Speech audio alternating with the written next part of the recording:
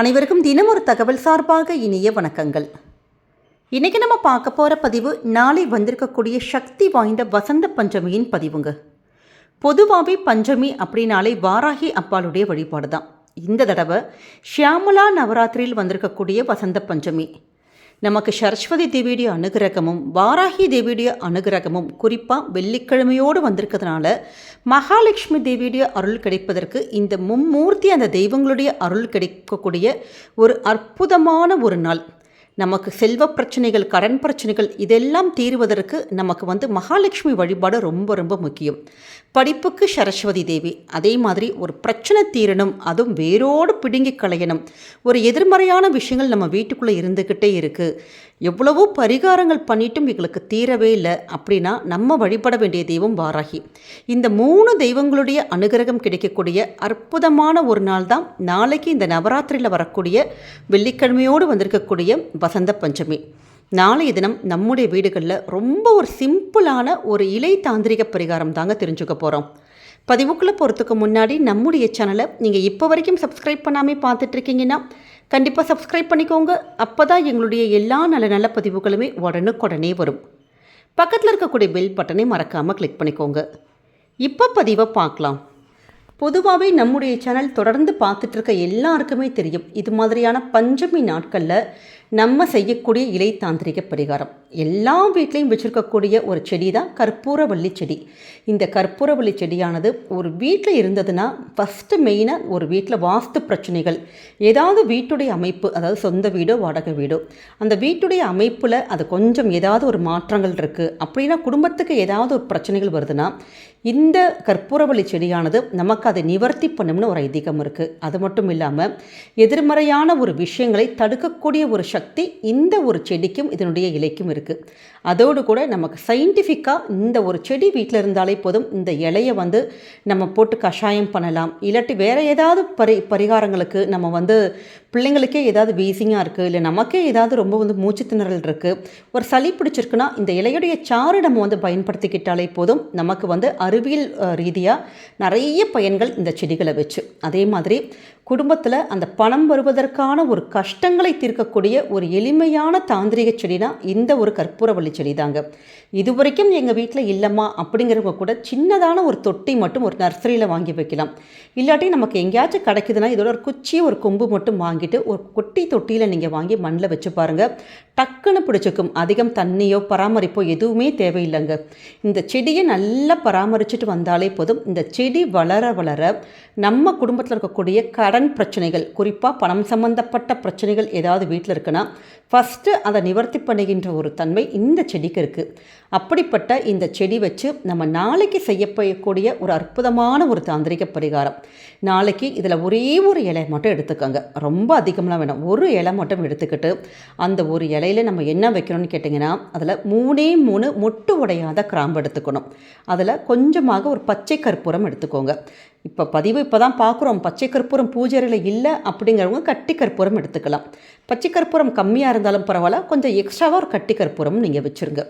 இப்படி இந்த 3 பொருட்கள் மட்டும் போதுங்க. ஒரு இலை, 3 அந்த கிராம்பு, ஒரு கட்டி கற்பூரம், இல்லாட்டி நம்ம பச்சை கற்பூரம், இந்த 3மே எடுத்துகிட்டு உங்கள் வீட்டோட தூபக்காலில் இல்லாட்டி நம்ம சாம்பிராணி வைக்கக்கூடிய என்ன உங்கள் வீட்டில் இருக்கோ, இல்லாட்டி ஒரு அகல் இருக்கலாம், அப்படி ஏதாவது ஒரு பித்தளை தட்டில் இப்படி வச்சுக்கோங்க. வச்சுட்டு முதல்ல நம்ம சுவாமிக்கு நாளைக்கு எல்லாருமே பூஜைகள் பண்ணுவோம். அந்த பூஜையின் போது இந்த ஆரத்தியை மட்டும் முதல்ல சுவாமிக்கு நம்ம காமிச்சிட்டு, உங்கள் வீட்டோட சுவாமிக்கிட்ட இருக்கக்கூடிய எல்லா படங்களுக்கும் காமிச்சிட்டு, எங்கள் வீட்டில் இருக்கக்கூடிய எல்லா கண்திருஷ்டி, எங்கள் வீட்டில் என்ன நெகட்டிவ்ஸ் இருக்கோ, எதிர்மறையான விஷயங்கள், கெட்ட விஷயங்களில் எங்களுக்குள்ளே இருக்கக்கூடிய ஏதாவது எண்ணங்கள், இது எல்லாம் போகணும், அந்த பணம் வருவதற்கான தடைகள் எல்லாமே நீங்கணும் அப்படின்னு சொல்லிட்டு அன்னை வாராகி தேவியும் மகாலட்சுமி தாயாரையும் நீங்கள் ஆத்மார்த்தமாக வேண்டி இந்த ஆரத்தையை நீங்கள் காமிங்க. அந்த பூஜையில் காமிச்சு முடித்த கையோட உங்கள் வீட்டோட மூளை முடுக்கு எங்கெல்லாம் இருக்கோ அந்த இடத்துல எல்லா இடத்துலையுமே, ஒவ்வொரு இடத்துலையுமே இதனுடைய புகை ஃபுல்லாக காமிங்க.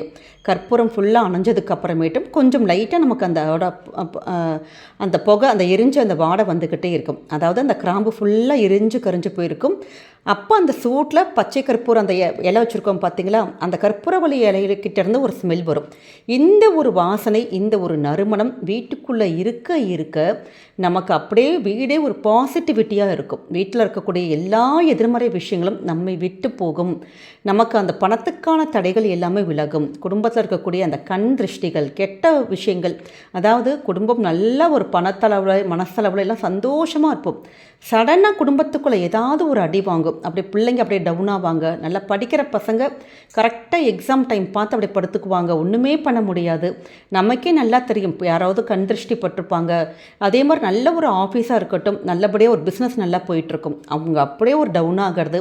இது எல்லாத்துக்குமே அடுத்தவங்க பார்க்கக்கூடிய அந்த ஒரு பொறாமை பார்வை, ஒரு ஏக்கப்பார்வை தான் காரணம்.